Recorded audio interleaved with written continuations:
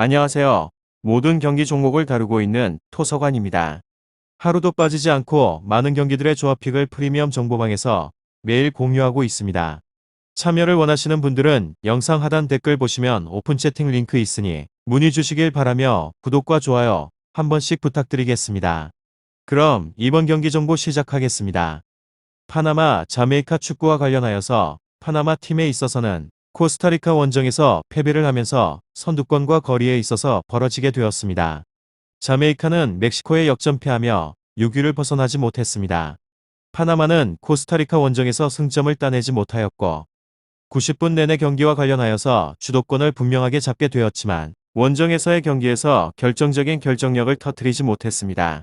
바르세나스와 곤돌라 등에게 기회가 나게 된 곳인데 상대팀의 거친 수비에 고전을 하게 되었고 그렇지만 북중미 경기에 있어서 새로운 바람을 일으키고 있는 중인데 고도이와 카라스키아가 중원에서 어느 팀을 상대로도 밀리지 않고 있고 만족스러운 경기력을 보여주는 곳입니다.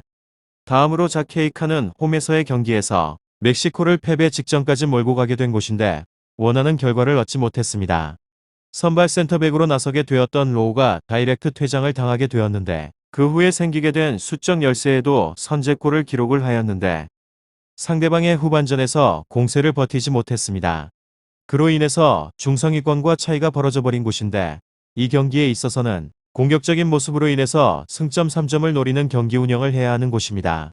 웨스트햄의 스트라이커인 안토니오를 중심으로 하여서 플레밍과 그레이 존슨 등이 공격진의 자리에 나설 것 같습니다. 파나마, 자메이카 이 두 곳에 있어서 두 팀은 지키는 소극적인 경기로 승점 1점에 만족을 할 상황은 아닙니다. 적극적인 공격 시도로 골을 노릴 것 같습니다.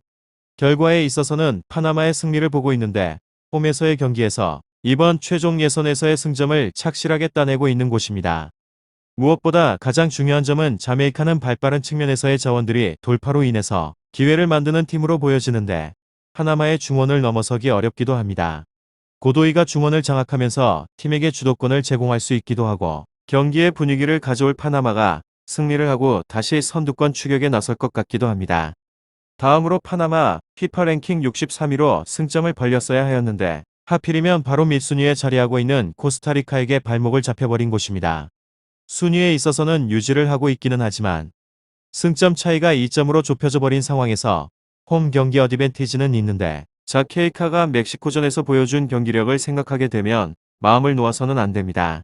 이곳은 공격진이 발목을 잡은 곳으로 소속팀이 없는 주포 토레스는 공격의 방점을 찍어주지 못했습니다. 직전의 경기에 있어서 로드리게스 야니스 같은 유럽파 선수들로 구성이 되어 있는 단단한 중원을 바탕으로 하여서 점유율을 많이 가져오긴 하였는데 굉장히 중요한 스탯인 골은 잘 기록을 하지 못해버린 것입니다. 파나마, 자메이카 축구 다득점에 대한 가능성은 굉장히 떨어진다고 해도 좋을 것 같습니다. 이곳은 전력상으로 우세이기 때문에 수비를 할 일은 많이 없을 것 같습니다. 그렇지만 자메이카의 역습만 조심하면 될 것 같은데 중원의 단단함과 함께 홈 경기의 특유의 조직력이 있어서는 잘 구사를 할 것 같습니다.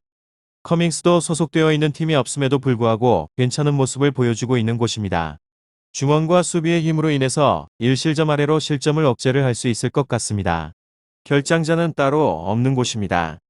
다음으로 자메이카 피파 랭킹 57위로 멕시코 팀을 잡을 뻔하였는데 아쉽게 되었습니다. 멕시코 팀이 캐나다한테도 지게 되면 북중미 최강이라는 칭호가 무색하기는 하였는데 어쨌든 저력이 있는 팀이라는 것은 충분하게 증명이 되어버린 곳입니다. 파나마까지 잡아도 진출권으로 들어서지는 못하는데 파나마가 무시할 만한 팀은 아니라는 점입니다.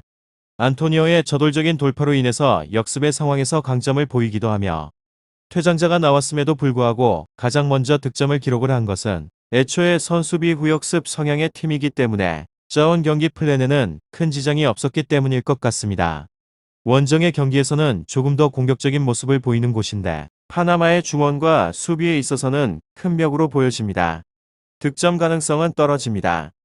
파나마, 자메이카 조직력을 바탕으로 하여서 내려서서 수비를 하는 성향의 팀으로 하지만 실점에서 억제를 하는 약점을 크게 보이고 있는 중입니다.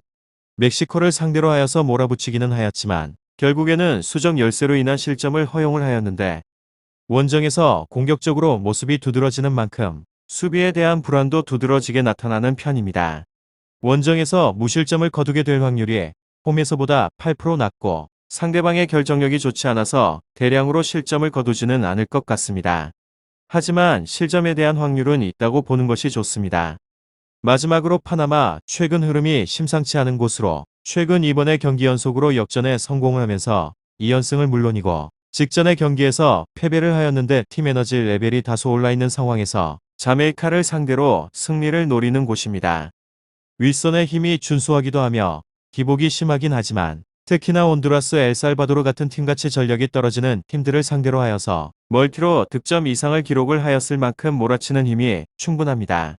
마지막으로 자메이카는 직전의 경기에 있어서 아쉬운 패배로 좋은 흐름이 다소 꺾였습니다. 대회 초반에서 고전을 면치 못했지만 최근의 경기력이 좋았습니다. 직전의 경기에 있어서 멕시코를 상대로 하여서 한 명이 퇴장을 당하면서 1점차 아쉬운 패배를 기록을 하였습니다. 특히나 강호 캐나다와 미국을 상대로 하여서 무승부를 이끌어내며 회복세를 보이는 점이 고무적입니다. 파나마, 자메이카 축구 잘 알아보시고 좋은 결과 얻어보시길 바랍니다. 유익한 정보가 되셨다면 구독과 좋아요 한 번씩 부탁드립니다. 그리고 최종 조합과 정답치는 항상 프리미엄 정보방에서 항상 공유하고 있으니 참고해 주시고 이번 영상 마무리하겠습니다.